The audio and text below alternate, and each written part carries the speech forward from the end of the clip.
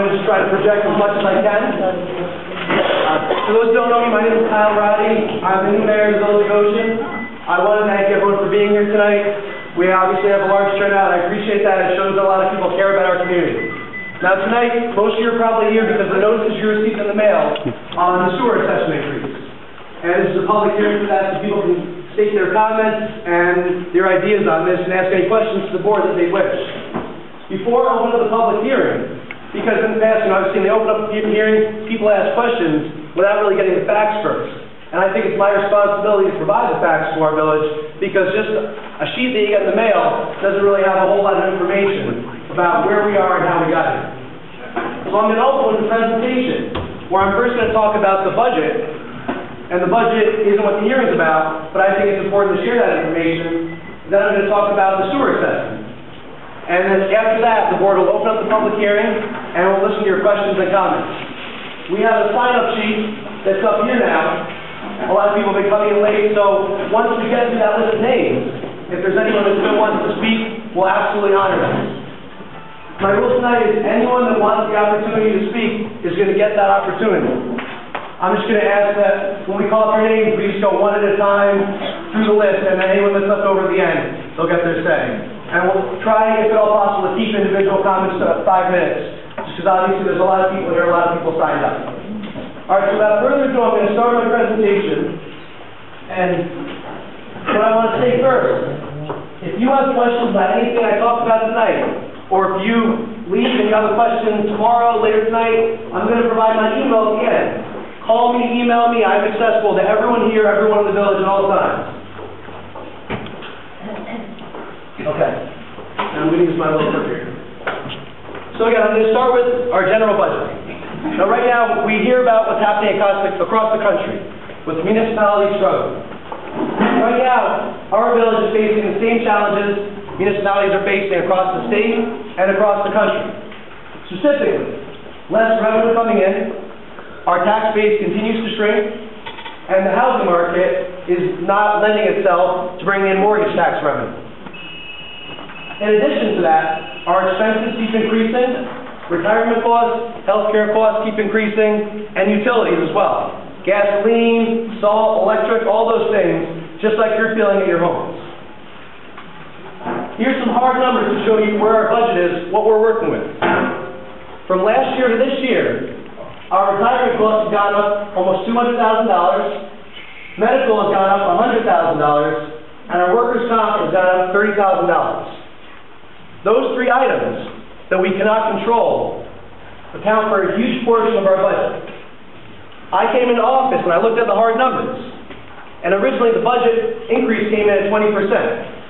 And myself and the rest of this board said, no way, no how. The residents cannot afford that. People are already struggling. And we were cognizant of the sewer situation we're going to speak to later. So we went in and we cut out as much as we could. The first thing we took out, things like police cars. DPW truck was going to be purchased.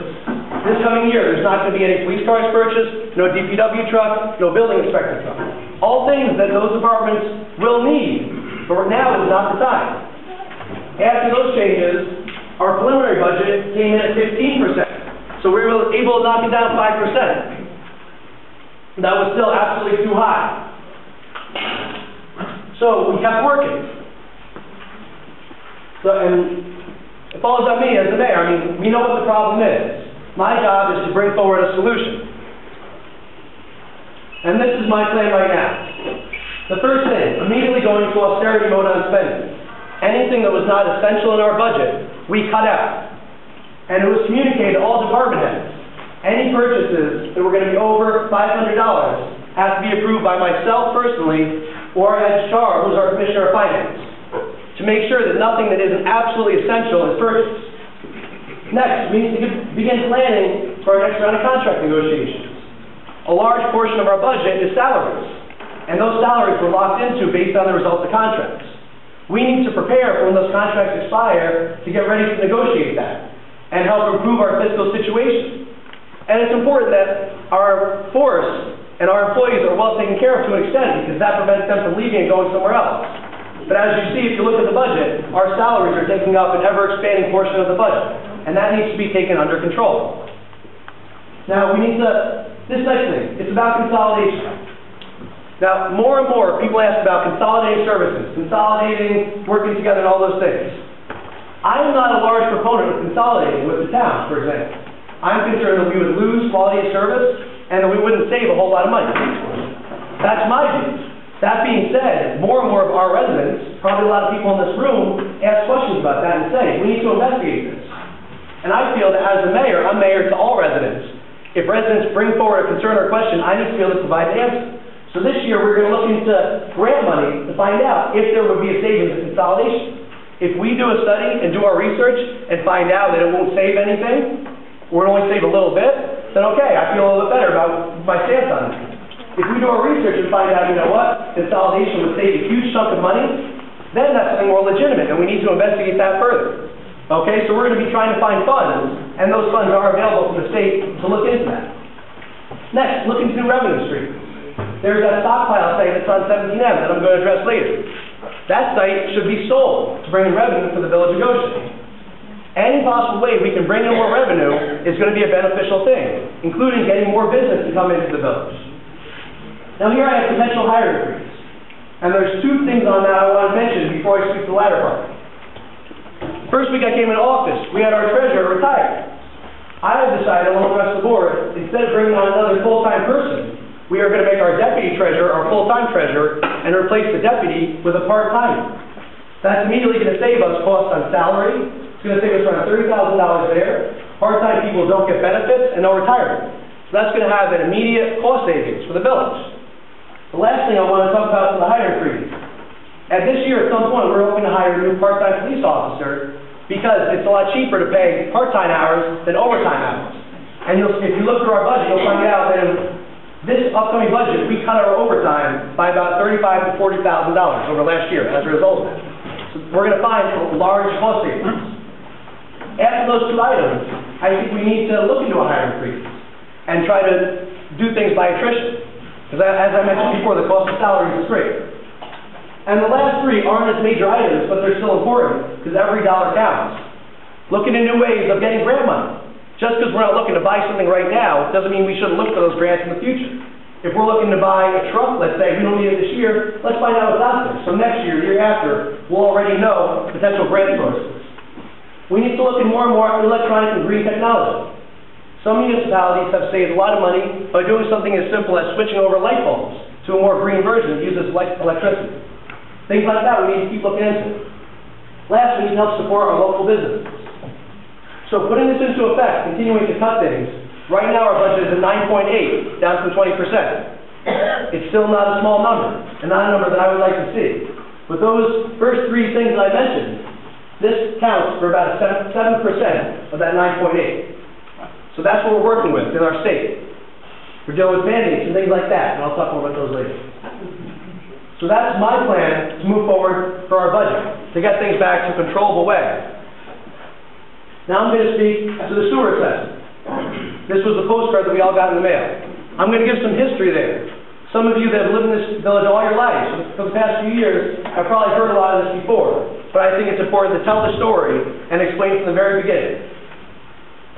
2003, the village was forced by the DEC, by the state, to build a new wastewater treatment plant. The DEC said your plant isn't doing what it needs to do, it's not treating things the right way, you need to build a new plant. No choice. The village at that time, because they had no choice, borrowed $30 million to pay off this new plant. To pay for that $30 million bond, they talked about raising the sewer assessment to $100. They had a public hearing like this one here tonight.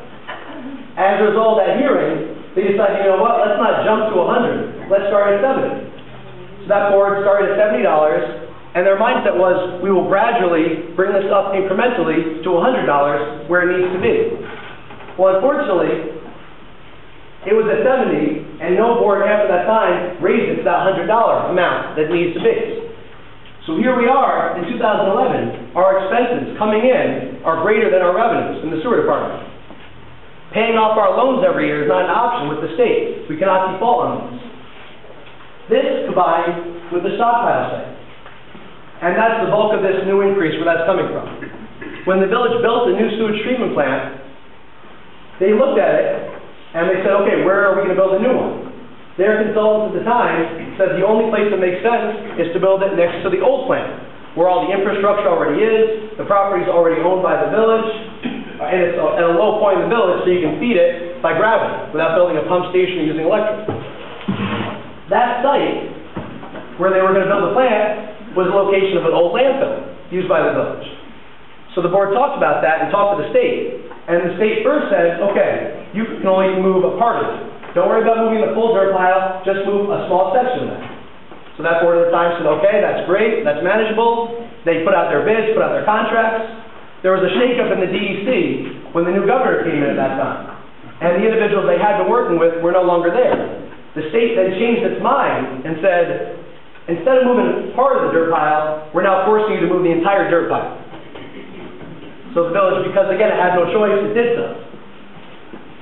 Now, X amount of years later, the state's coming in again and saying, you know what, you have that dirt pile site on 17M. It's been there for a while, it should not have been there this long.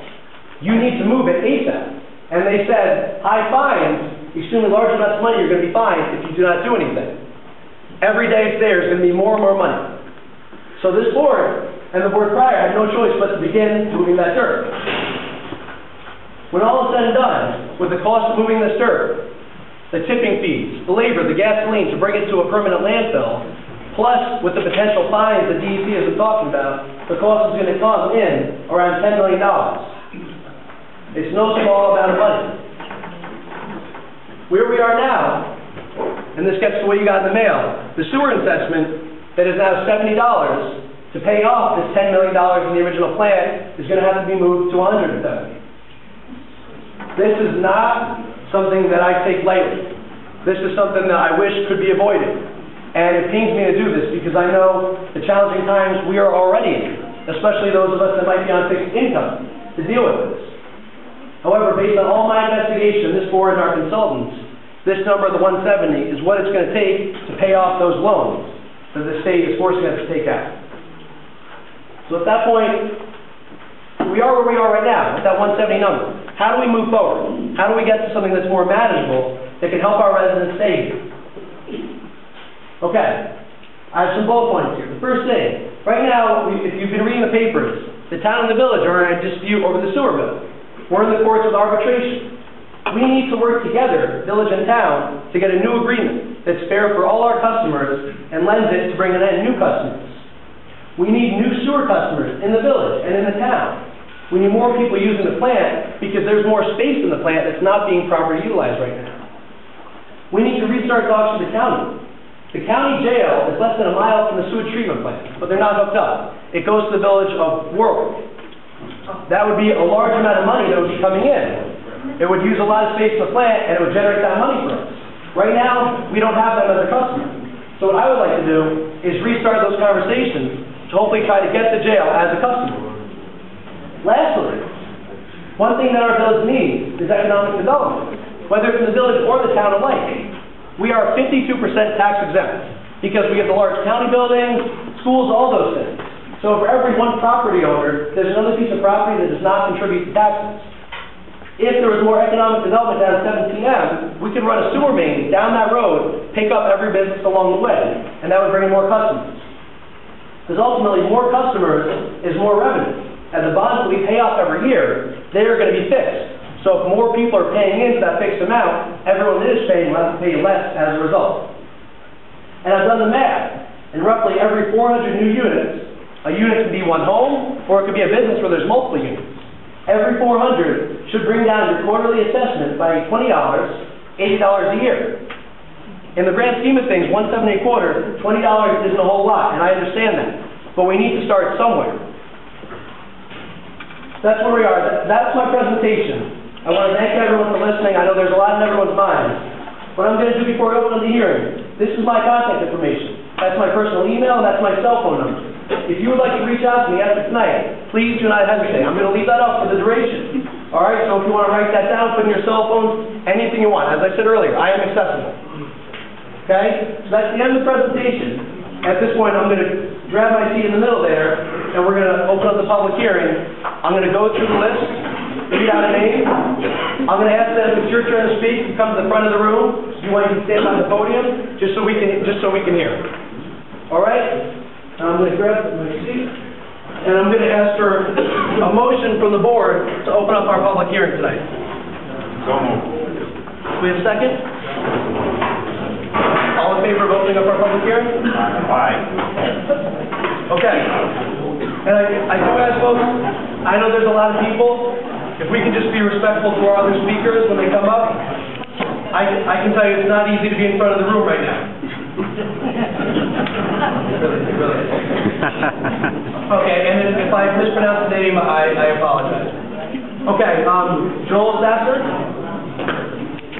Thank you. Hi. My name is Joel Sasser, and I am the property manager for two residential apartment communities in the village of Goshen. One is Carriage Hill Apartments and the other is Woodville Fletcher Apartments. The first question I have is the assessment based per unit, or is it based on the size of a particular home? I mean, some homes can have 5 bathrooms and 20 people living there, where someone else may have just one older person living in a small apartment. Are they paying the same, or is it somehow proportioned out? The way it's going to work is every one unit is the assessment. So if there's one home that has one unit in it, that'll be one assessment plus their usage. If there's another home or a business that has multiple units, each unit would have the assessment. What is the unit? It's a formula that the village has, and I don't have it with me, but I can get it for you. Basically determines how that building should be built based on number of people there, if you're a business, how many restrooms there are, things like that. Okay. So generally speaking, I believe every 2 apartments is 1 unit, but I'm not positive. Okay, and then if a little further along, you didn't mention, I know it's financed. How long is the proposed financing? Sure. The $30 million that was borrowed for the sewer plant, that was a 30-year bond. So there's going to be roughly 26 years left on that bond. For the $10 million for landfill remediation, that's going to be a 20-year bond. Now, we tried to stretch that out further to get our yearly payments down, but legally we can only stretch that out over 20 years. 20 years is the max? Correct. And the reason why there's different lengths of time you can borrow for different types of projects. And it all depends on how useful that project is long term. Well, I know you're going to hear this a lot more times tonight than just me saying, but I'm speaking for a lot of people who are renting apartments in these communities, and especially in Woodville Fletcher. Most of them are older people. In order, if this is to go through, I would have to raise our rents on a monthly basis by over $30 per month for each tenant that's there, and that is only for the sewer. That doesn't pick up any additional costs that go along. We haven't had a rent increase in a number of years. It doesn't pick up electrical costs. It doesn't pick up additional water costs. It doesn't pick up all of the things on your budget we have as well. If businesses are to survive and people are to stay in this village, costs like these are just forcing people out. Thank you. Thank you very much. Yeah. Evelyn Ortiz?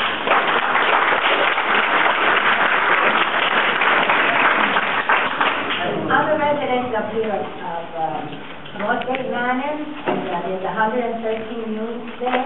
That means we all have to pay the same amount? The assessment is a fixed rate per unit. And what is that fixed rate, please? Per unit, it's going to be $170.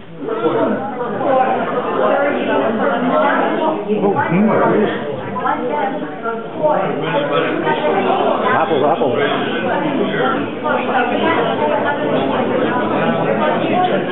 Folks, if I can just have order, folks. Rapple. Murmur. It's, I don't know how the breakdown is within the apartments. If every apartment is 1 unit, it might be every 2 apartments is 1 unit, but it's 170 quarterly. We have an upstairs and a downstairs for 1 unit. Okay. So that would be 1 unit? If there's someone downstairs and someone upstairs, and that's considered 1 unit, then I guess it would be split in 2 ways. So that's half of 170? Per quarter. You know how much you earn? Folks, ladies and gentlemen, I know there's a lot of us, but I'm really going to ask you if you could be respectful to our speakers. Thank you. You know, all of us on a big thing. One a little bit more, some a little bit less. And the ones who a little bit less are going to be moving out because they're not going to be affording any more rent of that. And that's absolutely something that our board is cognizant of. One thing that we're looking into and our village attorney is looking into is if we can give a discount to seniors that are on Social Security fixed income. We're looking into that. We have to find out if we can do that legally. If we can't do that legally, we're going to investigate that. So we absolutely understand where you're coming from. And we're looking through that right now with our attorney. Now, very good news. I understand. Thank you. Thank you. This next name, it's in cursive, looks like Charlene and Ruth, maybe? Third name on the list? Charlene and Ruth. Charlie and Ruth? Charlie. Charlie and Ruth? Sign up? Okay, no problem. All right. Mike Fennel? Mike was the fourth name on the list. Mike F. Yeah, I just have a question about the budget. Can you just come to the front, sir? I just have a question about the budget. In the budget, does the village have a pay freeze on? We haven't had to it now, but actually this hearing is just for the sewer assessment. So at the end of the meeting, when we have our public comments, then we can address any budget questions. Okay. Thank you. Janice? It was already answered. Okay. Janice Picola? Janice? No Janice? Okay. Kit Wallace? My question was asked. Okay. Ken Hazard? Yeah, I was over in North Cape too. So we got the first assessment. Our fellow who owns the place raised our rent to $25 a month. So that took care of the $80 special assessment. He ate $5. Now you're going to raise it another $90. What's going to happen here is I'm just going to assume, this is a very bad word, that he's going to raise our rent another $30. Now that's $55 that we're paying for sewer. And you got to understand, that was $25 per apartment. So there's no upstairs, downstairs, one unit. It's per apartment. So if there's 110 apartments, that's $30 extra. Now, all of us over there are in a crunch. We've got no Social Security increase in the last 2 years. I don't have to say, we're all in the same boat. But, just a funny, disturbing situation. That $55 a month that I pay for sewer would pay my telephone bill. That $55 a month would pay 70% of my cable. It would pay 70% of my electric. It would pay 70% of my gas. That's what that $55 a month would do. Not only me, all of us that live over there. Then, on top of that, that $55 is 8% of my rent. So I'm paying 8% of our rent so I can flush the toilet. And then, Joel brought up a very interesting point. I have a son that lives over in Warwick. He's got 4 children, all girls. How many showers a day? He's got 1, 2, 3, 4 jobs. 4. If he lived here in the village, he'd pay an extra $30 a month. I got 1 job, and I have a wife, so we go to the bathroom a couple times. The point is, very unfair. Let's see. Raffle.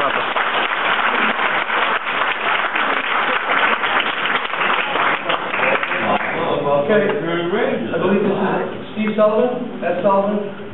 Not sure if it's Steve, Ed Sullivan. Sullivan, anything Sullivan. Okay. Just to add to what the You gentleman can just come to the said. front. Sure. Thank you. I just bought my home here, and I've been living in Goshen for quite some time, and decided to make an investment into the area.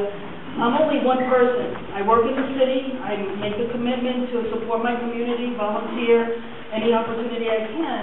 But I have a small 1,200 square foot home, 1 bathroom, and I'm never home all day.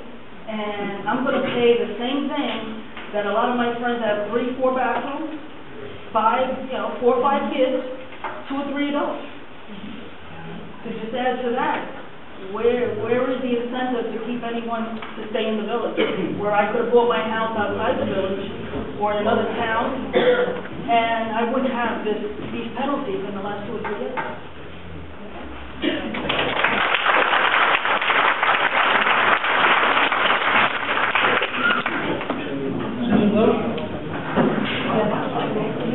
Briefly, before you touched on an exemption for seniors, and I did see that in a state code book, but I don't know if it was the assessment for the water or the sewer.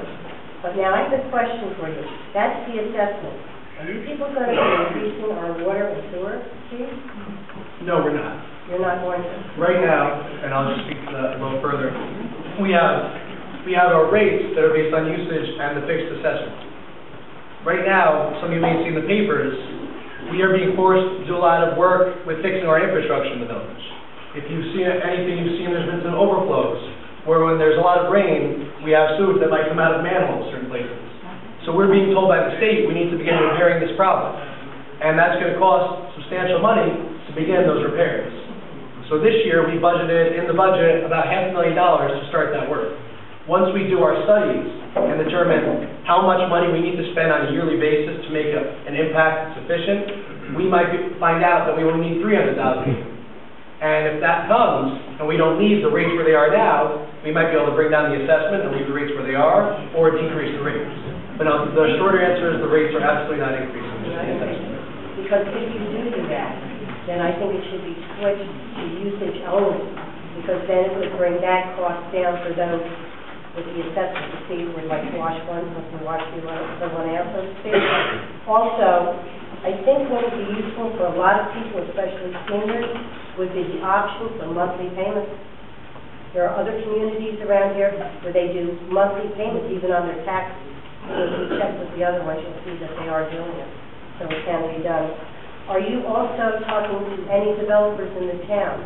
Are you in talks with developers at the present time so we get some kind of an idea as to where we're headed here or how fast it's going to take?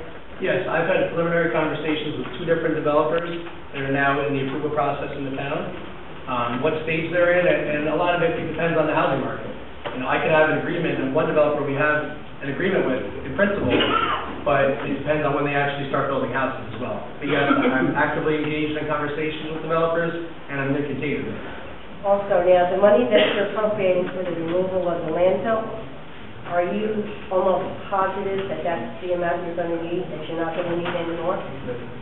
Well, I can only speak from what our consultants are telling us. And our consultants have been out there, they've done... Who's the consultant for this project? We use Cornerstone Engineers. Okay. And landfill remediation is a very niche topic. There's only a few engineering groups out there that really specialize in this. And one of those was Cornerstone. And so we're using them. And the way they are viewing the situation, when they take into account tipping fees and all those things, the volume of material, the quality, that's what they believe it's going to be. To make sure that we're on the right track, we spoke to a different engineering firm to get a second idea from them. And they said that based on everything they've seen with the numbers that we've been paying, things like that, everything seems about right. So, that being said, the nature of projects is you never really know until the end. So that's why we're budgeting that 10. My hope is it comes in low, but I don't want to have to have this meeting again in a month. Okay, have you told the board to see what they say feel on the option of monthly payments? I have not. I just know from my understanding of the office, logistically, to do monthly payments, that would mean, because you have a month to pay your sewer bill when the time comes, that would be just always having sewer bills in. And the fact that I'm scaling back our workforce in Village Hall. Take 2 days out of the month to have people come in and get their monthly payments. Well, the challenge with that is if there's 2 days of the month, you bring people in, what if someone comes in the next day or the day before? Do you say no? Okay, we're talking about something important here that people can't pay, okay? They're taking money from the important part of their food, medicine, their rent. You guys have to meet up halfway. You have to do something for the seniors here in the community, and for disabled people, and for veterans, people who cannot go out and get a job. I mean, a lot of us are going to lose, and you're not going to have the revenues that you're looking at. And family, not only family, it's family, there's a lot of people. Thank you, and as I said, we're looking into all our options, and the idea with bringing on new users is that impacts everyone in a positive way, we're bringing the cost down. Thank you.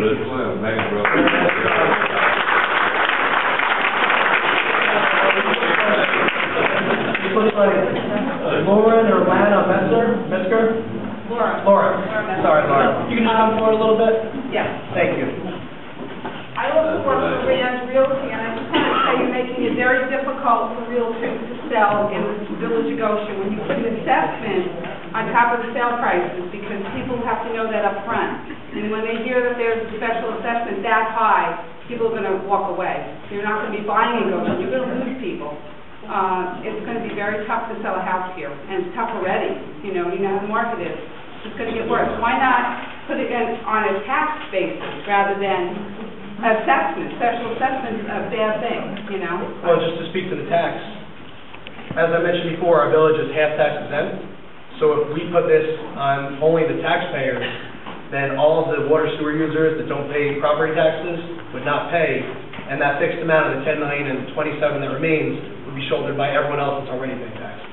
So that's our rationale for that. I mean, it's also not tax deductible. You're putting a fee in here that's not tax deductible. That hurts people too. I think the Village of Warwick does a tax when you come into the village. You pay some kind of a fee when you first buy a house in the Village of Goshen, in the Village of Warwick. Maybe you could do something like that. When people first come in, hit them with a tax of some type, you know, maybe, and take the burden off of us that live here, you know. I think that's an option. Also, the Salesian Center sitting there, I see hardly any people using it. Bring some industry to this village. Let some industry come in, give them the land, bring industry here. You know, make them pay tax. You know, we can't afford the Salesian Center to sit there vacant, doing nothing. You know, let's come up with some ideas for the Salesian Center to bring us some income and revenue for this village, because we desperately need it. Thank you.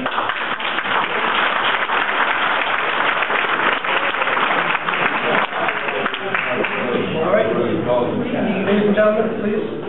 Dorothy Dunleavy. Oh, okay. Mary Ann Beth. Thomas Beth. Okay. I have, looks like Regina and Jim. Okay. Bill Daniels. No, Betty. Betty Daniels, I'm sorry. I lived in Arcadia 26 years. Same thing you're doing here in this Arcadia with loans, okay? They're paying over there $600 for sewer bills now, up to $600, okay? So you're talking about senior citizens that I'm going to be doing 26 years that I did before. Somewhere it's not right. And that scenario that you gave for loans is the same identical thing you did for Arcadia Hills. 30-year loan, you got to do this. The DEC said this, and the DEC said that. And it was 12 people for them. I don't trust it. Well, I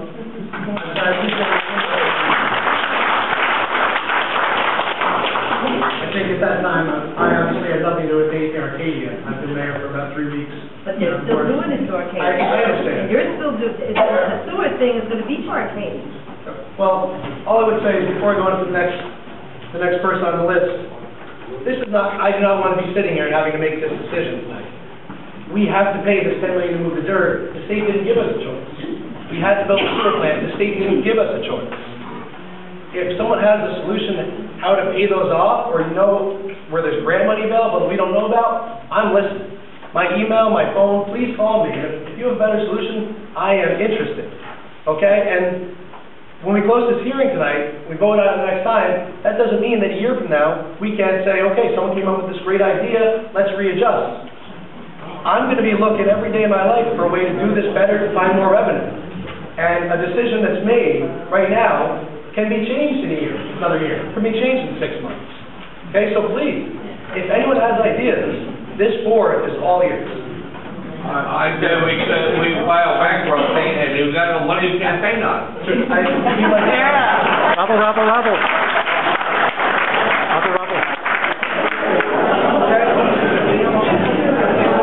Let's get together.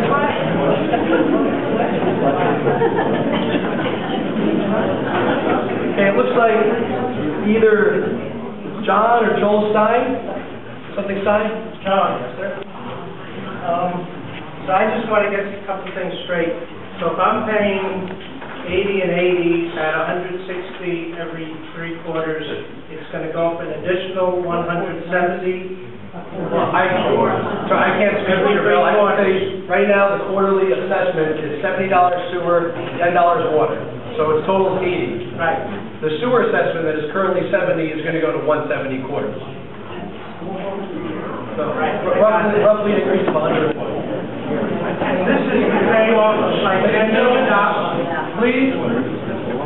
So this is to pay off, what did you say, $10 million over 30 years, 20 years? It's to pay off the original construction of the wastewater treatment plant, and that was $30 million over 30 years. It'll be paid off in a few years.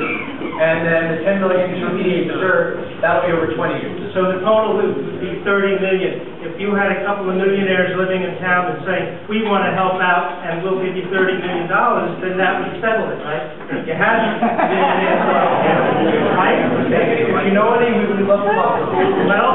Well, here's what I don't understand. I moved up here, I've been living in Goshen for many years now. Taxes are going up, property, school. The cost of gas getting to a supermarket in Chester or Middletown is ungodly. This town still doesn't have a supermarket. Maybe if it did.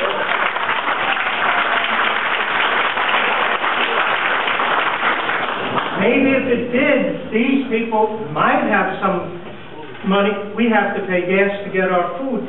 Every year, we've been promised the supermarket. If we had a supermarket, maybe they'd be able to pay for some of the sewage also. It's just every year, we are getting bombarded with property taxes. Now, I don't know what this new assessment, the ratables are going up. I mean, where we bought houses, maybe some of us in the lower 200s, lower 300s.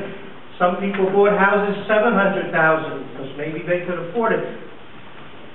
But we're getting slammed. And one of these days, Goshen is going to become a ghost town, and nobody will be able to pay anything. Thank you. And I think we've got to do...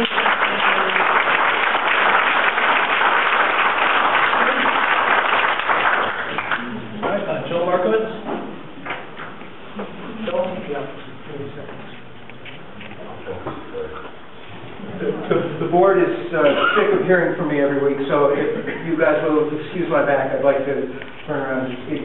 Joel, this is a public hearing to ask the board for questions. One of the things that's not being discussed tonight so far is that there's another way to do this. It can be done based on usage.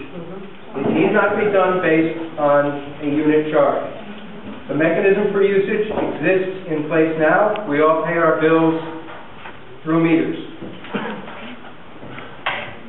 The fact is, whether we like it or not, that there are bonding costs that the village has to pay. A lot of mistakes have been made along the way. We can have a discussion all night long about that. The bottom line is that the village is saddled with these costs. It's $30 million, and now this new $7 million debt for moving the contaminated waste. That's not going to change. It's a fact. The question becomes, how do we pay for it? And how do we pay for it in a way that's not going to cripple the community so that, as John pointed out, we're not on the slippery slope to the village becoming a ghost town. You might say that's unthinkable, but unfortunately, the unthinkable isn't. Look at Detroit. In 1970, it was unthinkable that Detroit would collapse, but it did. The unthinkable isn't. It's possible. Goshen could end up a hollowed-out community. As was pointed out, it's already a hard sell now, and it's going to become a harder sell. We don't have a supermarket, not because the village board has failed in bringing in a supermarket, not because Paul Foley, the owner of the plaza, has failed in bringing in a supermarket. Every major retailer of food has looked at our community and walked away. It is not a viable economic proposition for somebody to invest in our community. They're not going to get a reasonable return on their investment. There is a possibility of paying for this another way. Whether it be 100% surcharge on your usage or a 200% surcharge. Those who use less will pay less. Those who use more will pay more. You might say, well, this might drive away businesses. Well, those businesses that are using a lot of water, say a cheese producer, will pay more. It's part of their cost of doing business. A business that is a couple of offices will pay less. The mechanism is in place. One of the arguments that has been used against it so far is that it will cause the big users to find ways to recycle and conserve and use less water. Well, I look around and I see a lot of people in the room sharing white hair with me. We know, having been here for decades, that Goshen has always been told to conserve. A usage mechanism is a marketplace mechanism. It gives people incentive to conserve. And that's what we've been after for years, to have a rational use of water. From the very beginning, I've said usage is the only equitable way to do this. I said it back in 2006 when many of you were here saying the same thing. I've said it now. I'll say it to the very end. Usage is the only way, the only equitable way to do this. And it will have the least effect on the business community and driving business out.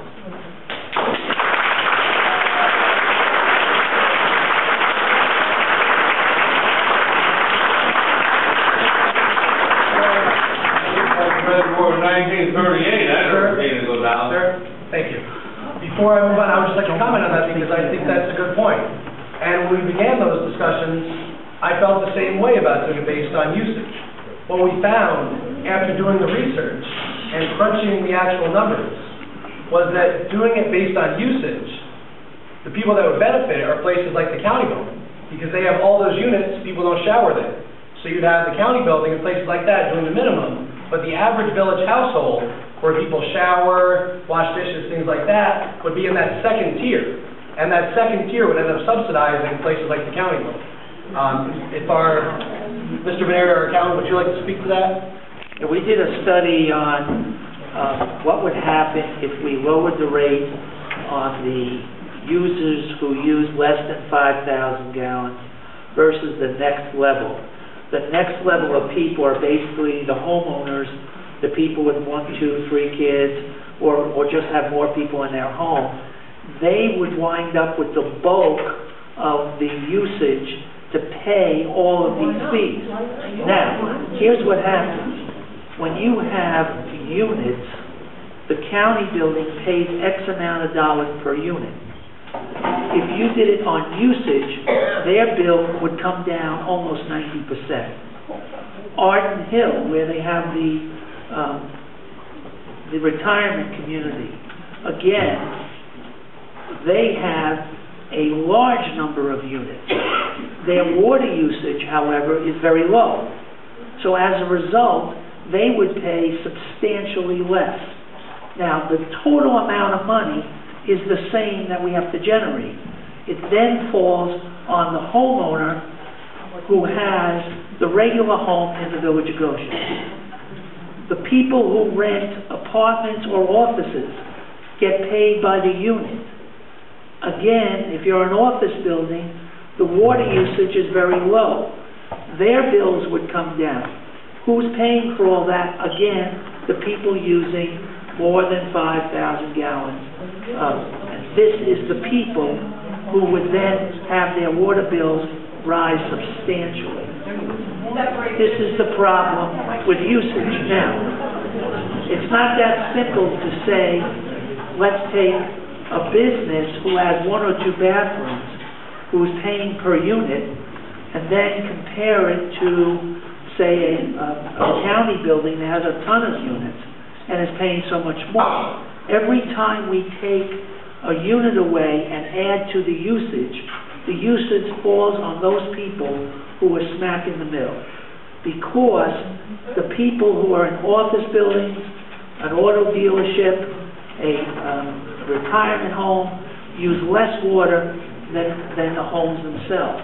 So yes, you can have it by usage, but it would fall on the average home. And just as I said before, the way the decision is made now, can again be changed a year from now, if through our investigation we determine otherwise. I see you have, if you'd like to sign up on the list. And can't we separate that as residential and commercial? So if we're going to do it on usage, have a residential usage and a commercial usage? I'm going to ask just to maintain order, once we get through the list, if there's more people to write down their names, we can do so. I don't think it's productive to get into a back and forth like that. All right, let's go on to, it looks like the last name here is Harris, maybe Karen has Harris. There's a middle initial there. Harris? Is there Harris here? Okay. Barbara Deegan. I thought it was a sign-up sheet. Okay. Sorry. Julie Turry? Okay. Nancy DePalma? My questions were recorded. Chris O'Connell? I thought it was a sign-up sheet too, but I would like to ask a question. Yes. I can hear a constant barrage of us reacting to what the state's telling us to do. Why are we more proactive? When we see the sewage backing up, it should be us making the decision to fix the structure, not the state. Secondly, my question revolves around the moving of this $10 million pile of dirt. My understanding is there was a agreed-upon cost for the removal, and the state intervened and said we were underpaying according to a certain set of rules. Shouldn't we have known that rule existed ahead of time? And how much did that cost him? Because I certainly would not keep my job if I made a $2 million mistake. Sure. I'll answer both those questions. Did you have a third? Nope. Okay. With regards to the first question, absolutely. I don't think anyone would argue with that. Let's repair infrastructure as we go. Unfortunately, the reality is that hasn't happened in the past.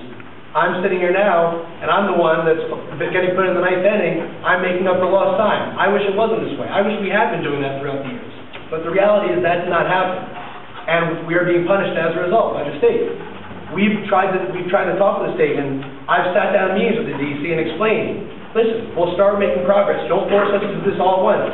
Give us some slack here. And that's just has not been happening. On your second point, we were told by the DEC this was an emergency situation, and you have to move that dirt immediately. So we proceeded as it was that emergency situation. We had to move that dirt immediately. We found a contractor, we got a rate, the contractor was happy with the rate, his employees were as the village was. We commenced work.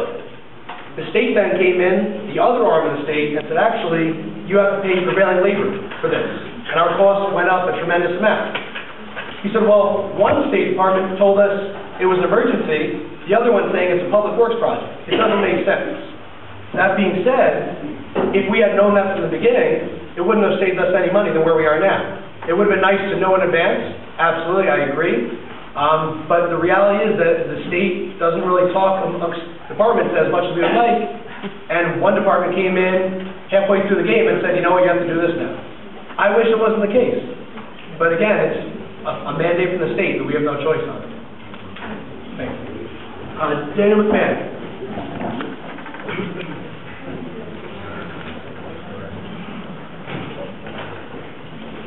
Good afternoon, Board. My name is Daniel McMahon. I'm Vice President for Hotel Operations for Somnos Hospitality. We own and operate the Comfort Inn in Goshen, and I also maintain a residence in the village of Goshen, which I just bought last year.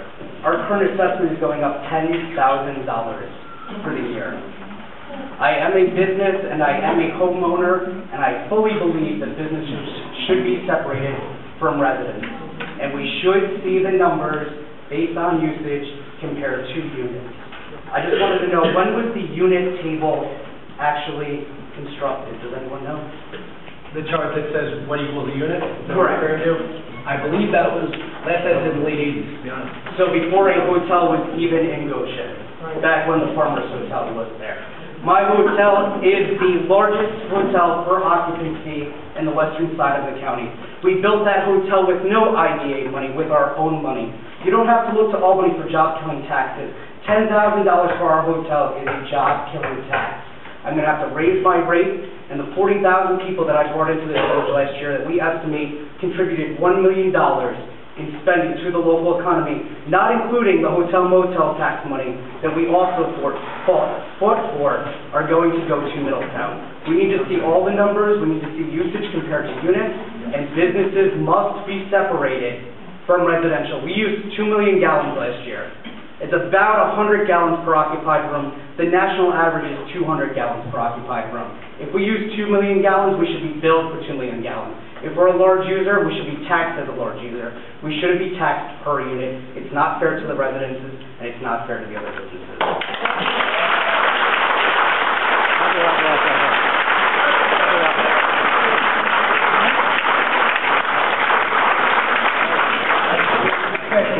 At this point, that's the last thing that I had written down on my list. I understand a lot of people came into the meeting late, and some that were earlier might not have seen that there was a list to speak. So what I'm going to do is we're going to take a 5-minute break where the list will be up here. If someone wants to come and write down their name, then at that point, once we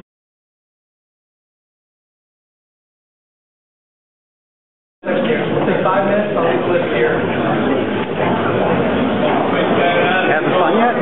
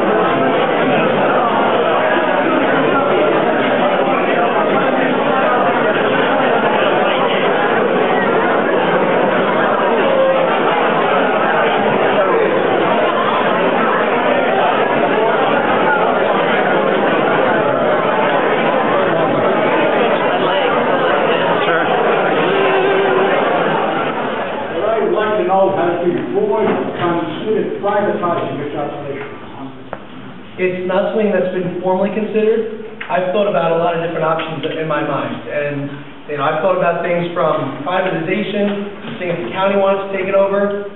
The challenge is where the problem stemmed from is the debt and the construction. So even if it was privatized or the county took over, that debt would still be fixed. Well, I'm talking about a private company taking over. It couldn't be any worse than the prospect that we're facing now. It's something that I don't think we should avoid looking into. I would be worried about, if you have a privatized company taking it in, sometimes if they leave, we're left with the mess. I mean, that was what happened in, sometimes if you build a subdivision, a developer maintains the infrastructure, they sell their houses, they cut and run, and the infrastructure is left that it isn't what it should have been. But I think it's a good idea, though, it merits further investigation. There are 2 water companies I know of that have a presence in New York State, and they do buy these small municipal corporations. Maybe United Water, Aquamer, probably Connecticut Water, most of them. Okay, something. All right, thank you. All right, Randall?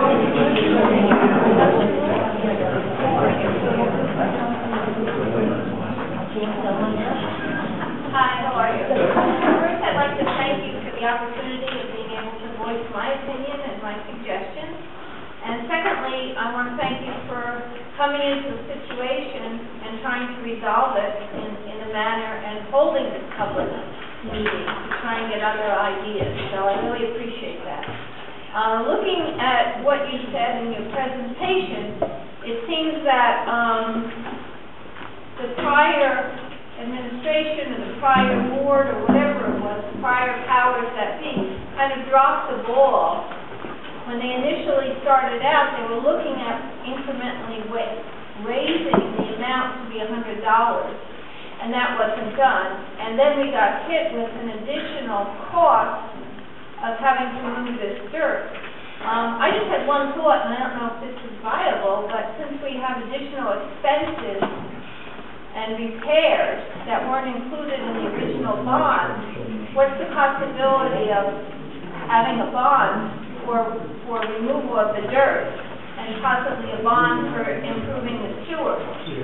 My thought is that if we look at that kind of a direction, we're not stuck with a situation where we have to, extract so much money from a population that's really getting hit left and right with increases.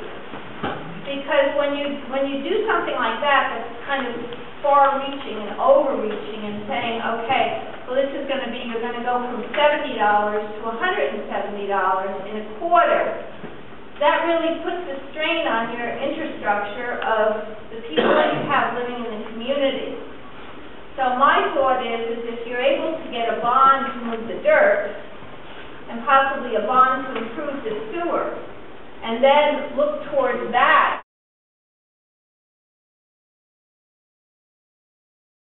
dollars a quarter, I think that would be a benefit to the community to take that off. Also, you said that you also put in some money in the budget for improving the sewer.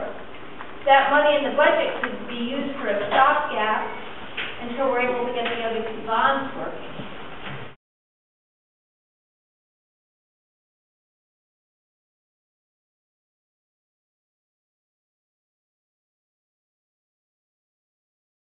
Holy rides and all kinds of things, and come together as a community to raise money for our sewer bond and make it fun.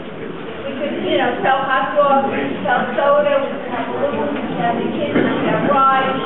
We could do something that's fun and at the same time raise money without penalizing people who don't have the money in their personal pocket to lay out for $100, an extra $100. So those were my thoughts. I think maybe if you divide it up as far as, I thought in Middletown what they had done was that you had a certain rate that your sewer was assessed at. Maybe if we raised it up to $100 as the sewer assessment, and then if you went over usage, you got like a penalty. So, that way $100 assessment with the other things, with the other two bonds and perhaps a sewer day or a couple of things to raise money, for the community, it would make it so that, people would be conservative.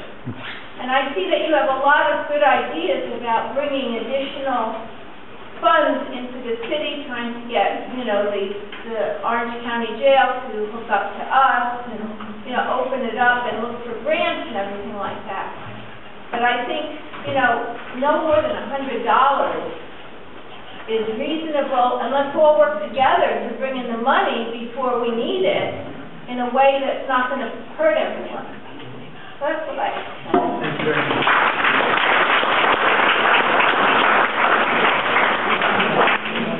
JP? Yes, good evening. Just wanted to bring the board up on a little exercise I've been conducting across the state of New York. And I was interested in sewer rates in communities across the state. And so far, my trip hasn't taken me too far, but it's taken me to the town of Binghamton, New York, and it's taken me to the town of Newark, New York. As an example, in the town of Binghamton, New York, they get their water and sewer from the city of Binghamton. The city of Binghamton applies a 30% upcharge to the town of Binghamton for the privilege of dumping sewerage into the city of Binghamton system. When I inquired about rates, I got the question kind of turned around on me, and they said, well, what kind of rates are you currently paying at this point in time? And I provided that to the sewer commissioner, and he said, well, that's no big deal. That's kind of like what we're doing up here. So then I moved on to Newark, New York, which provides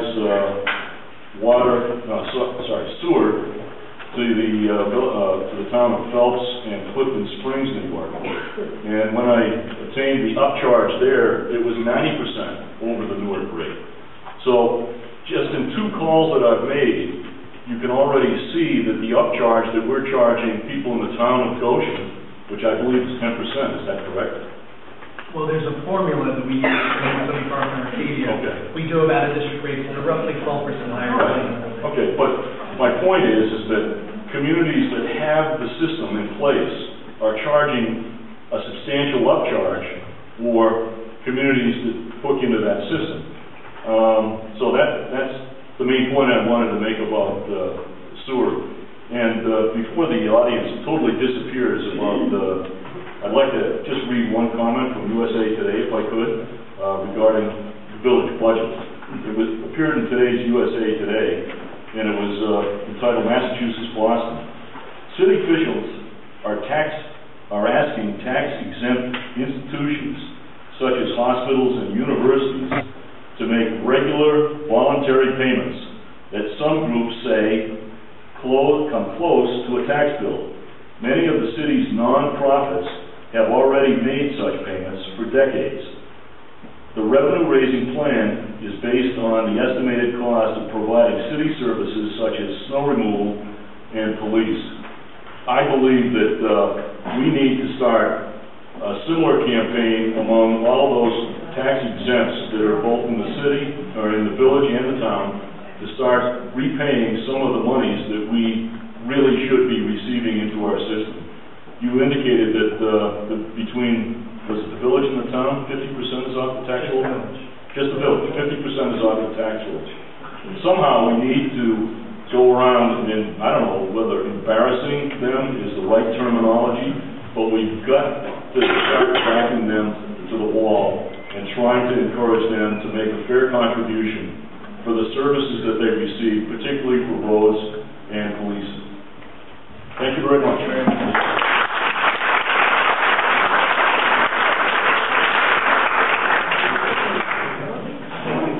Jim Lord? I guess, one of my questions was sort of answered. I wanted to ask about whether we had ever looked into the privatization of it. I mean, because companies don't have to pay off something in 30 years, you know, they don't care about long-term investment.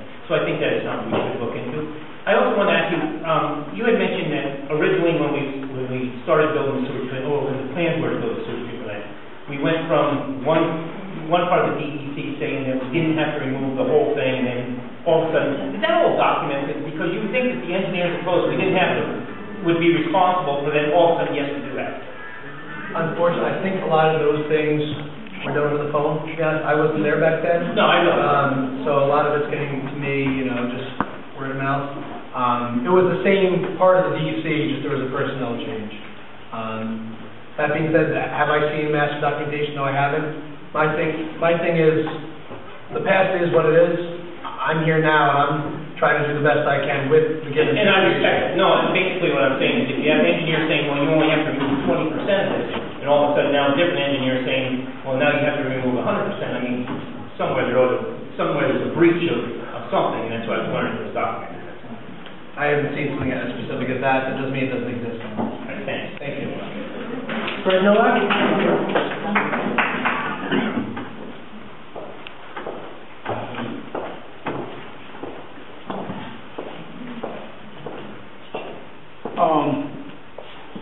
My understanding is that our water bill is based on usage. And I know this has been discussed before. Some of the comments, because I'm hard of hearing, I wasn't able to hear all of them in the back. And my question was, why isn't the assessment allocated on usage as well? To follow up that question, you did say that we have 52% tax-exempt organizations in this village. Now, what is their sewer system? $170 each, like for the county building? The assessment's going to be a fixed rate per unit. The assessment's going to be fixed per unit. So a building like the county building has a number of units. They have, I believe, over 50 units in that building. So they would pay 50 units times 170 every quarter. They're not just one unit because it's one building. They're a lot more. The unit covers what? There's a formula. It depends on the number of bathrooms, things like that. Okay. Also, along the lines of what Bob Chaffee said, what happens if there's a fire alarm in a county building? The county fire department responds? Or is it the Goshen fire department as part of the tax bill that we're all paying and they're not?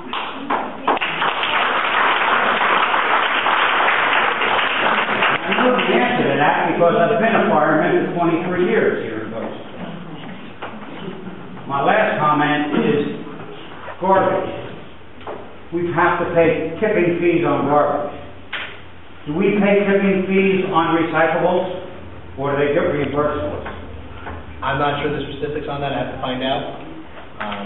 That's something I can easily ascertain for you. I have driven through several houses in Goshen, and I never see things at the curb on Williamson. I thought when it was instituted, fines were going to be made if they didn't. I don't mean about putting 2 stupid envelopes in your waste, in the garbage. I mean about boxes, cans, bottles. Nobody in some households uses any cardboard, any bottles, any milk containers, baloney.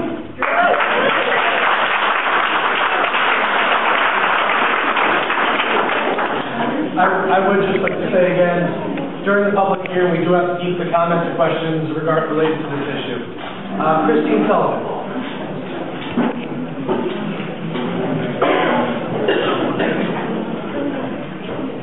I just wanted to say I have a 2-family house in the village, so I'll get double assessment. Don't get any income from my home. My father-in-law lives downstairs. He's a disabled veteran. We moved him in with us to keep him out of a nursing home. So I get no income, and yet I have to pay $340 plus whatever we use. There's only 5 people that live in our house. And I just think that's ridiculous. I don't know why residential properties can't be based on usage. Thank you very much.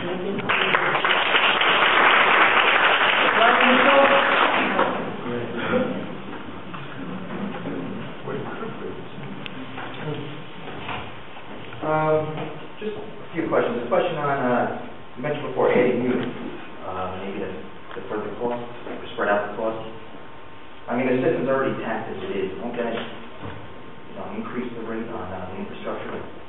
Sure, that's an excellent question. The idea being, if we get more people, whether it's businesses or residential, using the system, paying in, then we can bring the cost down for everyone. And our infrastructure, our pipes, are very old, in many cases dilapidated. So the question is, would that new flow coming in have an impact on our current infrastructure? Well, the rule of thumb is generally this: if a developer is going to come in and their flow is going to have an impact on the village system, they have to pay some upfront money hookup fees. We then allocate towards fixing areas that will be impacted by that flow. So they'd be paying their rates just like you and I would, but then they'd also be paying money upfront to help repair infrastructure. And that's part of the conversations we've been having with the process. Okay. Now, I apologize. I moved here 5 years ago, so I'm kind of stepped in fairly new like you. When I first moved in, I was trying to get a straight answer from the village about drilling my own well, having my own holding tank. I looked into it. Now, there's nothing against having a holding tank in such a small quarter because there are no setbacks, really. Is there a reason why I can't drill a well and have my own holding tank on the property? That, I'm not positive. David, do you know the answer to that? We have a local law. Thanks, Sue. Is that what you said? It depends. The issue is it for irrigation or domestic water supply? No, domestic. If you have, gray water or even, waste, if it's a solid holding tank, not the leach field, where you're going to get pumped, there are minimal setbacks according to New York State DEC on this. So we have a farm out in the town of Goshen. I looked into this.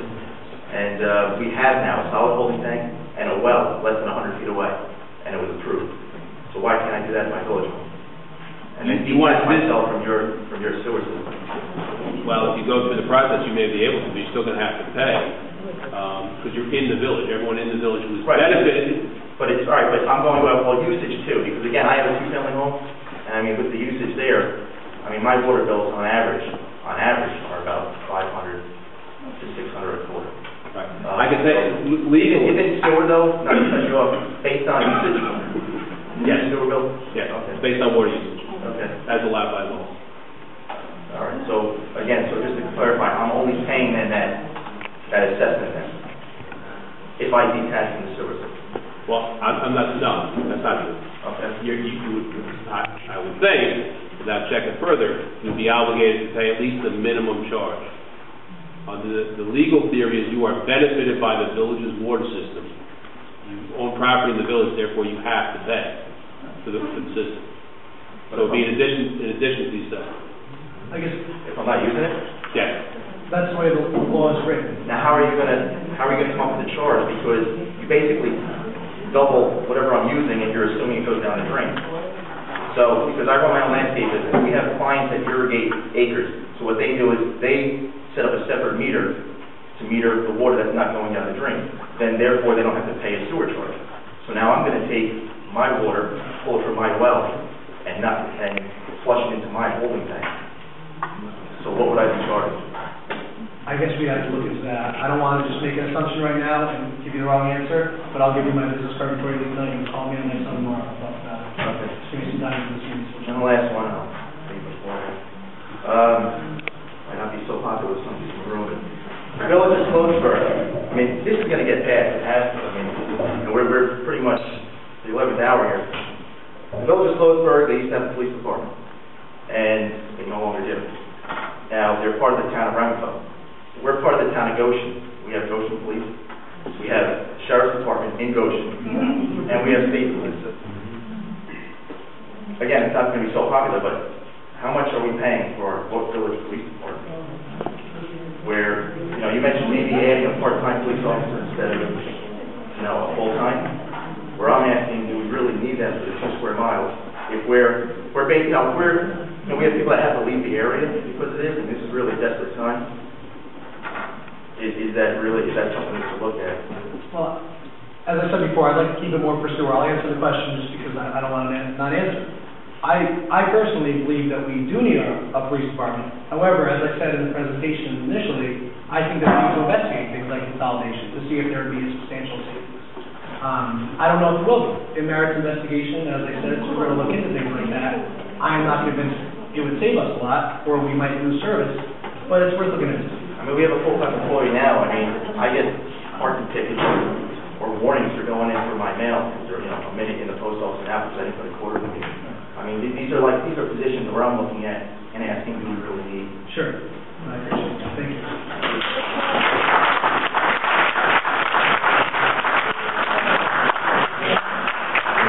Gabrielle, help on. Yes. I just have one question. Now, I know you've only had the job for 3 weeks, so it's not so much towards you. But it seems like everybody's blaming Albany for a lot of this stuff. And granted, Albany is idiotic. But you're saying Albany says this, then they change their mind and says this, and this department tells us to do it this way. And this other department from Albany then changes, and we have to do it another way. We wind up paying. Now, I'm not a lawyer, but I'm assuming that there's got to be a couple of lawyers up there. Can't we get something in writing from the state where they tell us, you do this, and we just do exactly what they tell us, however much it costs, and they can't change their minds? Well, but I would respond to saying we are doing that right now. So you're changing basically because this hasn't been done in the past, obviously. Well, otherwise we wouldn't have these problems. I don't want to say that because I don't think that's fair. I think that maybe some correspondence might have been done over the phone that would have been best in writing. I don't know. All I can say is my administration, we are going to operate the right way in regard to paper trails and all those things. Okay, because conversations on the phone can happen or can't happen. Depends who you're talking to. If it's not on paper and writing, we're paying for like a buddy system of, yeah, you know, I'll do this for you if you do this for me. That's ridiculous. I mean, this is official government business. Get it in writing. I don't think that's an unreasonable expectation. I couldn't agree with you more.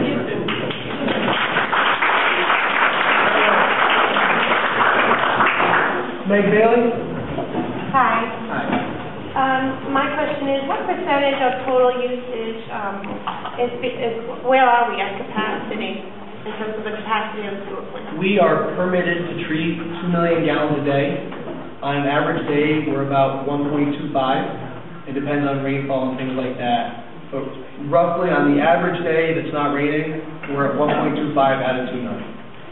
So what efforts have you made or anybody else, any of your predecessors made in approaching other municipalities to market this sewer space and upcharging, as that other gentleman suggested, so that we can make up the difference, sell our sewer space? We have this huge plant and it's not being utilized, and now we're all footing the bill for something that is completely overkill. Well, a few things. Right now, as I mentioned before, I'm having conversations with the various developers that are talking about building in the town of Goshen. I've had, the town and the village are disputing over something right now, but I've had a lot of positive conversations with the town supervisor about bringing on these new users. Both town and village residents will benefit as a result. So we're talking to the town of Goshen, which is, obviously surrounding us, about that. Outside of Goshen, you get to a certain point when it's not cost effective to run lines that far. But I can tell you, I've had some very preliminary conversations with the supervisor in Chester, who just mentioned, listen, you have a lot of developments coming in, if any of them are close enough to Goshen, maybe that would work instead of sending it to the county plan. How about Curious Joel, where they've been at a loss for sewer capacity for a long time, for the county to make up? Is that close enough? To my understanding, it's not close enough. I can't speak to the specifics of their sewage situation and the capacity and all that, but I can tell you that would be a very long run to send the pipes, and that's all pipes that would then would have to be maintained, and it couldn't all be downhill, so there'd have to be pump stations and electric. Well, has anybody approached them to even do a cost-effective cost-basis analysis or anything of that? No one has. And then, my other question is, what is the legal authority for this flat rate assessment rather than equitable apportionment based on usage? And I guess I'm addressing the attorney here. Yeah, this has been analyzed a number of times over the years, beginning when this first was adopted probably some 30 years ago or more. Spent a fair amount of time, 5 years ago when we did this, and actually hired special counsel to come in and verify, because at the time the board evaluated several different options, and a lot of the comments tonight were the same comments from 5 years ago.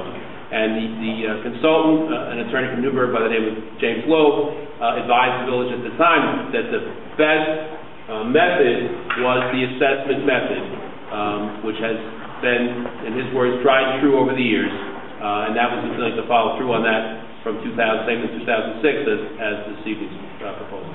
Has it been challenged? No. And is there a statutory authority that you could cite to? Well, general municipal law? I see that as only providing legal authority for an equitable assessment, not flat rate assessment for users and for adjacent municipalities. Okay. Thank you. Stephen Sullivan?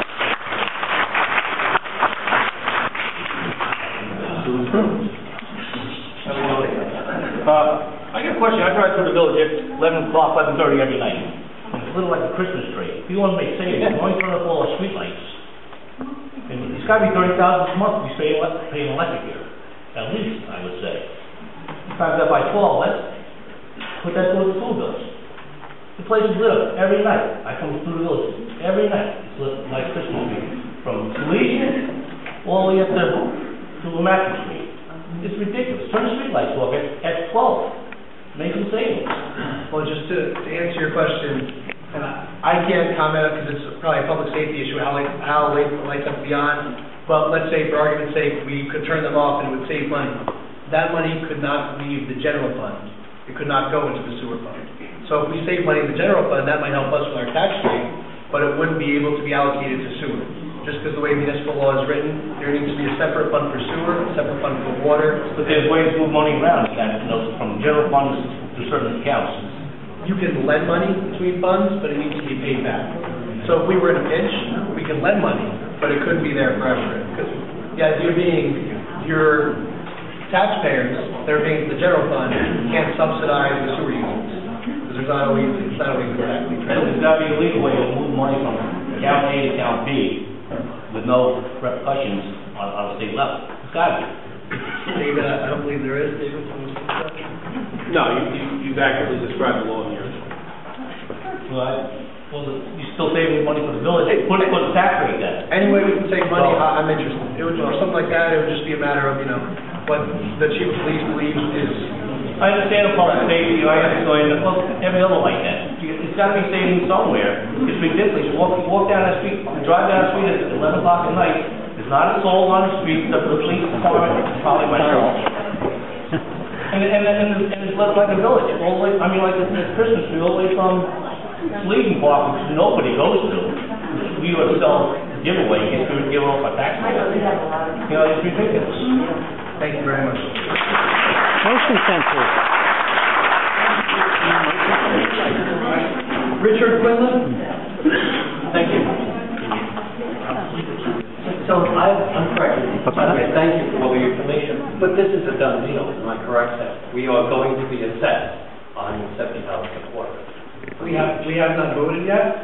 We'll close the public hearing tonight, but we are not going to vote tonight. I think So that, the next meeting, you probably will. I can't say that for certain, Okay. because the board does need to take all this in, but I can say to get where we are, we have done a considerable amount of research and ascertained these figures. Thank you. So your research compared what it would cost for the unit measure that you were using versus the usage measure, like the total usage, you said it was 1.25 million gallons a day is being going through treatment. Correct. And you figure it by the year, how much that would be versus a unit paying $170 every quarter. And it comes out better this way for the homeowner? That's what our captain is really that's correct. And and what is a unit? Is there a place where I could get a definition of a unit? Yeah, there's a chart that we have at Village Hall.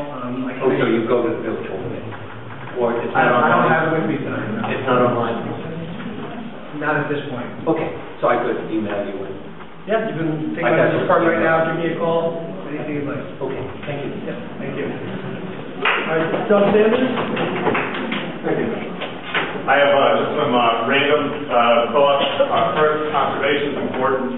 Increasing the user base is critically important. I heard KJ, they get grants for this, guys, right? And the other thing is, state DEC, call your state representatives. I mean, that's bull crap that, we're shouldering this and other communities are getting grant money for this. So that's one big issue. The county jail. I was on the board actually just before all this came down. No attest to that. County jail. Do we have how much sewage are they producing?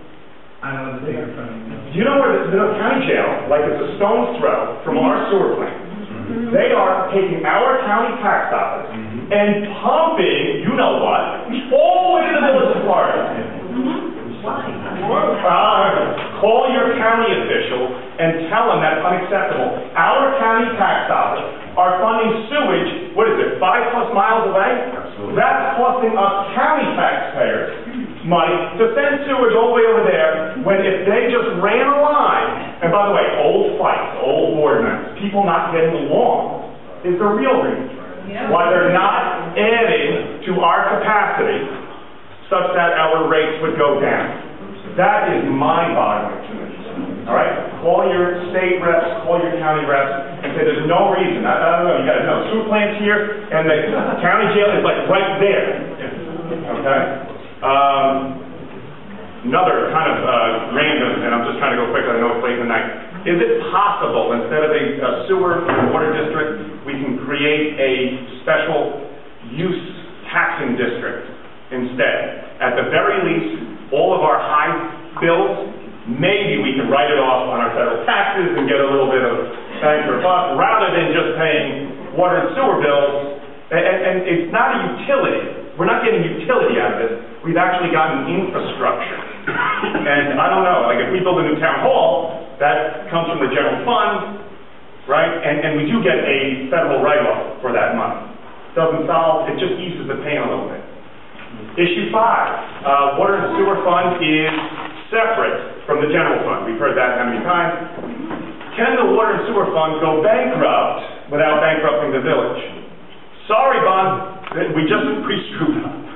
The banks are doing this. Can we negotiate a short sale?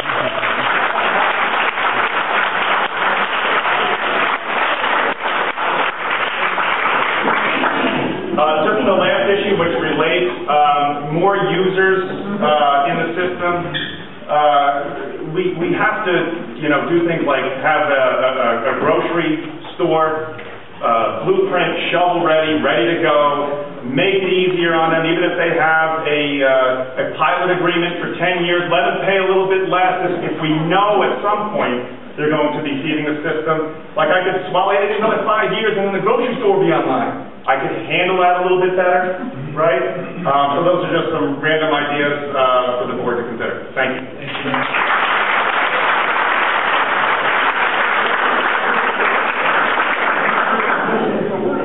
Ladies and gentlemen,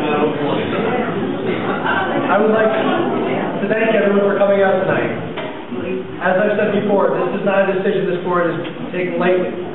Tonight, we're going to close the public hearing. We are not going to vote tonight. We are going to do a lot of thinking. Right now, one of our board members is not here. Marcia Matthews is on vacation, and it would not be appropriate to make that decision in her absence. So we are going to weigh all this. All right, our clerk has been taking minutes of all these comments. They will be put on the record. I appreciate very much everyone coming out, and as I said in the beginning, questions, comments, anything in the future, please do not hesitate to reach out to me.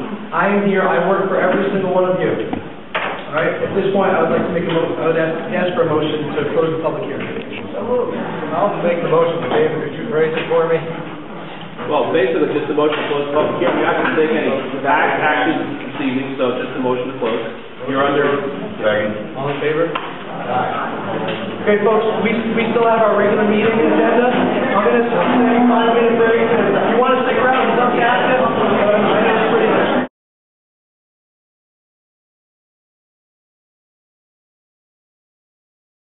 Do I have a motion? Second? All in favor? Aye. All right. We have to approve the minutes of the village board meeting April 4th, 2011. Any omissions or anything like that? Everyone's happy? Do I have a motion to accept? So moved. Second? Second. Okay, we have an abstract of vouchers here. All in favor? Aye. All right, abstract of vouchers here. On a motion by trustee, seconded by trustee. Bills as examined by members of the board were approved in accordance with abstract 2010-2011, number 26, check numbers 1501 through 1564, in the amount of $237,284.25. All in favor? Aye. All right. We need to adopt our budget, and this is the budget that began at 20% and now is at 9.8%. I'm going to read it, and I'm going to ask for a first and a second. Whereas the preliminary budget for year 2011-2012 has been duly presented to the village board of trustees and a duly advertised public hearing has been held on April 11, 2011, resolved pursuant to section 5-5084 of village law that says preliminary budget has changed, altered, revised, be and hereby is adopted as the budget of the village of Goshen for the year 2011-2012. Need a first? So moved. Second? Second. Do we need 4 votes, Dave? But the adoption of the budget is 3. You need 4 for the bond resolution, you need 3 for the budget. Okay. All right, all in favor? Aye. What's that figure, excuse me, on the bottom here? 9.8. Why is that, what's 12.67? That's per thousand. That's the what? Per thousand. That's per Per thousand? thousand, we got that. Are you going to take comments on this at the end of the night? Yep, we're going to have the normal citizens comments here. All right, we have a resolution for part-time rates. In our budget, we have to pass a special resolution for our part-time rates in here. All right, on a motion by trustee. Seconded by trustee. The following rates for current part-time employees will become effective June 1st, 2011. These rates reflect a 4% increase. And again, that's in line with the result of our union contractual negotiations, and it's the same that's been accepted. All right, court officer, 13.87, dispatcher, 15.17, police officer part-time, 20.68. All in favor? Aye. Okay. And now we have to amend our bond resolution. As we talked about tonight, the total amount we need to borrow for the landfill remediation should be as much as, it's going to be as much as we're going to borrow $10 million. As that's what our consultants believe the cost might end up being. So we're going to borrow that and we need to amend it as follows. I'm going to say, which of this do I need to read into the record? This is pretty... Yeah, well, I tell you what, Kyle, you've been doing a lot of talking, so I'll read it for you. I don't mind. I just read like 10 pages, so I want to make sure we do it right there. You only need to read the recitals that are on page 1.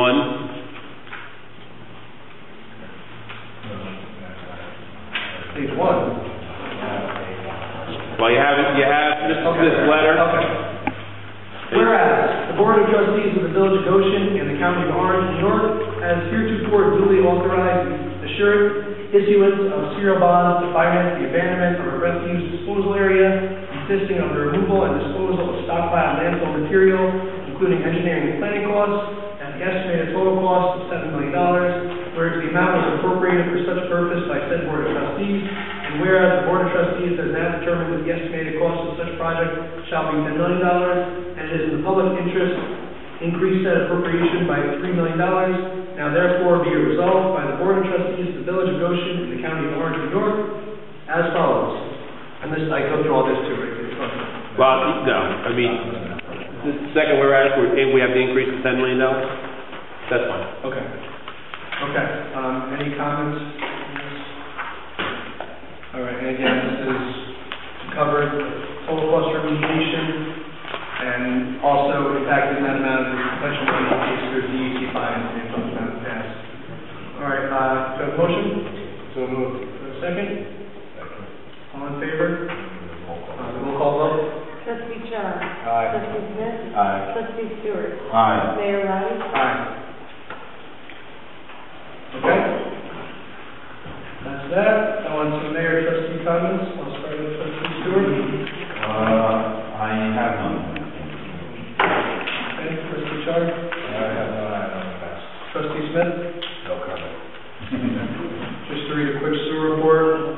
Crews are working on the grit removal system at the plant. Crews have been out working with surveyors relating to the upcoming sewer projects. Manholes have been repaired in the Orange County Government Center parking lot and Cycling Drive. And I want to go on record by thanking everyone that came out to our public hearing tonight. Feel free to come along. All right, I just open up the citizens' comments.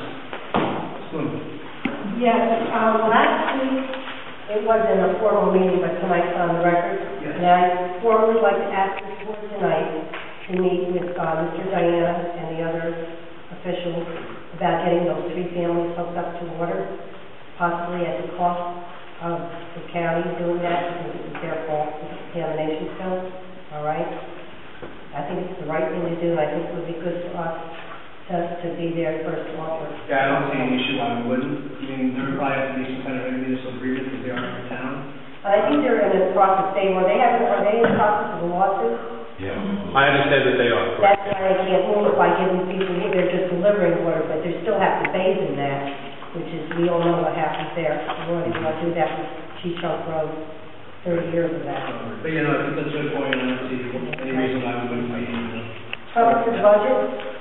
After reviewing it again, I feel that the budget estimated fuel and diesel consumption, considering the prices of gasoline and what have you, I think we're going to be in a line there. I also want to go on the record for saying that I think that everyone's deserving of a raise, and I don't want to say that they're not. But out in the public, out in the real world, we get 2%. I object to the 4% raise, and I think it should have been at 2%. Number 3, I think all non-union workers, to include all elected officials, consider this, and be serious about this next year, consider paying at least 15% towards their health care premiums. I think it's fair. I spoke to the state about it, and the state said it's down here at the little forms of government that's eating up our budget with health care and insurance. And if we're doing it everywhere else, we've got to start doing it here. Okay? That's it. Any other citizen comments? Neil? How about, I don't even think it's much of a conversion, but just running the village diesel vehicles on used cooking oil from one of the many restaurants and fryers in the village. I don't know what the installation of that material would cost. I don't know if that would be prohibitive, and I don't know if it would need X amount of material that we couldn't always count on. It's an interesting idea, and I'll ask Mike Nuzlees what his thoughts are on it, but I don't know logistically if that's something that's viable. Because, initially diesel had invented the diesel engine to run on cooking oil. And I think you had mentioned, Joel, a town somewhere that had already done this, right? I'll speak to it. Okay. And just lastly, I'd just like to wish everybody a very Merry Chunk Week. Thank you very much. Any other citizen comments? Yeah, just to pick up, I'm sorry, you want to go ahead? Go ahead, Joel. To pick up on what Neil said about diesel, I had suggested maybe 2 years ago now. I showed an article at the Times about a program that Westchester County did as a pilot study with 250 vehicles, converting diesel vehicles that they converted to filtered vegetable oil. the program was so successful that before it even came to a conclusion, they added another 100 cars to it because they were doing so well with it. I would assume that, I don't know what the final results were in that. I never saw follow-up in the Times, but they were doing, everybody, Pete has a diesel, he's familiar with it. It's a simple process. You basically filter it, and what I know about it is, I've heard that you need to heat it, but I've also heard that you don't necessarily have to heat it. There are additives you can use that are cheap. It's basically a cold weather issue. Even diesel fuels is a cold weather issue. Big trucks have heaters in them. I did have a question on the budget. I didn't see on this new cover sheet I see that, I didn't understand what it was, but that 12.7, I guess, is a cost per thousand. What is the anticipated tax levy increase? I know that we're 9.8% increase. Is that the budget is increasing 9.7, or that's the levy? Can you speak to this? 9.8% is the tax rate increase. Is the rate increase? Right. And what is the increase in the budget? The absolute increase in the dollars? To raise for taxes, or the total amount that the budget is going up? Both. Are they in here? Yeah. Okay. But if you Yeah, all that information is easily ascertainable. Thank you very much. I just wanted to address the diesel thing that you got to mention the fact that I have a diesel vehicle. And you're right, you can, in fair weather, as long as you're not starting the car with vegetable oil, you can pretty much throw anything in there and it'll run. Especially the older models. Okay. However, you do have to have a conversion kit to it. You can't get around it. And a conversion kit, probably for, say, a truck, which is what we're talking about. A car conversion kit runs you probably install $1,000 for a truck. For a truck, to do it right, it's $1,000. And for a truck, you're probably looking at a couple of $100 more in addition to that. Then the other aspect of it is you'd have to get outside vegetable oil, okay? Because in Goshen here, myself being a restaurant owner, some of the other restaurant owners, we pool together and we consolidate our used vegetable oil that gets taken out. Actually, you pay for removal? No. Do you get paid for it? No, I don't personally. Basically, 170 West Main, they have a container for it. Rather than throwing it in garbage, we recycle it. We put it in there. So does a number of other places, and they actually get, but it's 10 cents a gallon if they get reimbursed from some company that comes and picks it up and recycles it. But they don't recycle it for any vehicle use. They recycle it to be sold as recycled vegetable oil that gets sold as recycled vegetable oil for people who use for cooking again. They filter it and they, add to it, scent and stuff, and then they sell it as an inexpensive vegetable oil fryer. I'm certainly no expert on it, but I've read for quite a number of years that it's an inexpensive way of running your diesel vehicles. There are solutions to the drawbacks, and you're going to end up saving a lot of money. Yeah, it's something to look at. And I would say, given Westchester's experience with it, I would say, we have a good foundation to take a look at. I mean, I think you'd have to look at the cost effectiveness, how many actual gallons of diesel fuel get used in a year here in the village. Because not every vehicle is diesel, but most of them are diesel, the DPW vehicles. And you'd have to figure out if it was let's say 150,000 gallons, which I don't know. I'm just saying, say it was 50,000 gallons that would be used. You'd have to look at the cost effective from that point as far as the vehicles. Westchester, they've got probably 400 times the vehicles that we have. So in a large fleet like that, They should be doing hybrids, they should have all kinds of stuff. And the capital investment is a lot easier with the infrastructure next Sure. year, pump it, filter it all. But I just thought I'd, comment. The abstract of budgets, is something like that available if you forward for The abstract vouchers going on tonight? abstract of budget? Yeah, so that's available. Okay, thank you. I'll give you my copy of it tonight. If you want to see time and oil again. With regard to that, is the amount that we're paying for Cornerstone going down in the coming year? What do you mean? In the past years, I didn't see a breakout of it in there, but the fees to Cornerstone were significant. Will they be doing much beyond? We have 65% of the pile moved. A lot of their costs prior to moving it was investigations, all those things. Once we begin work again, I don't foresee it lasting more than a few months. After the dirt's moved, there'll probably be one last round of testing on the site, make sure the site itself is environmentally safe, and after that, we'll be shaking their hands and walking away.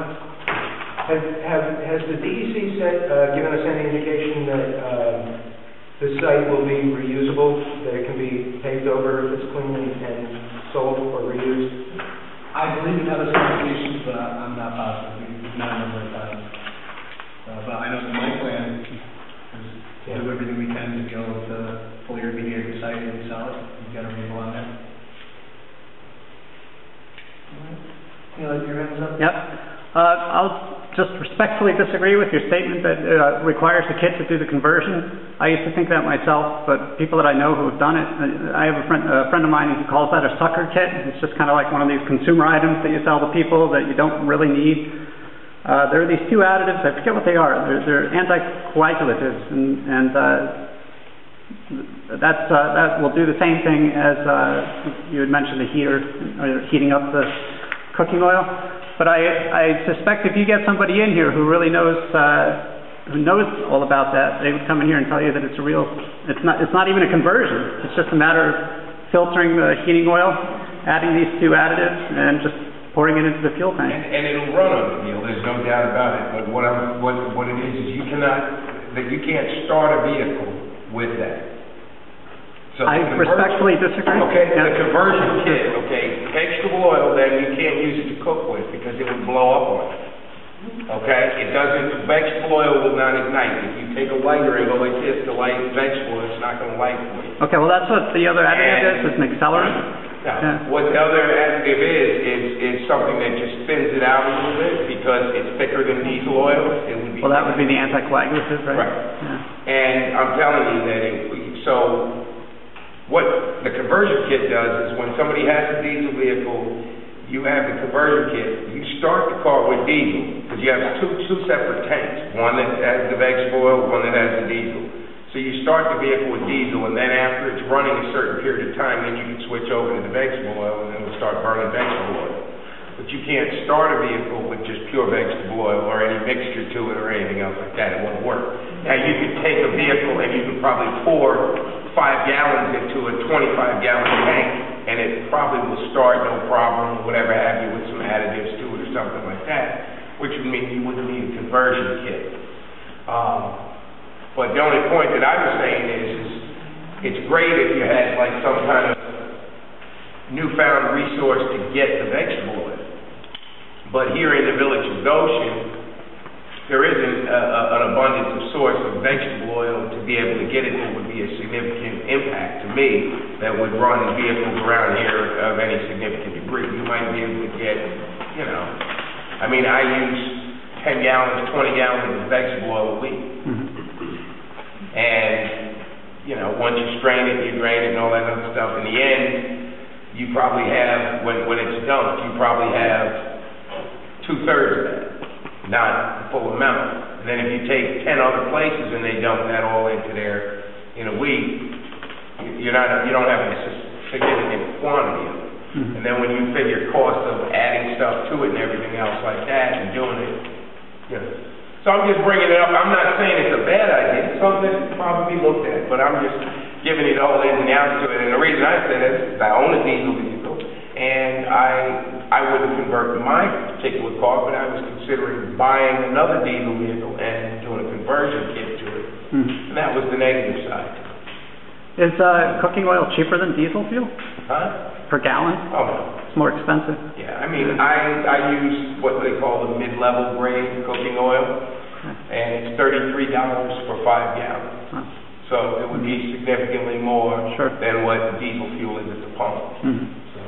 Well, it sounds like we need some more fast food joints in town. All right. That was an answer.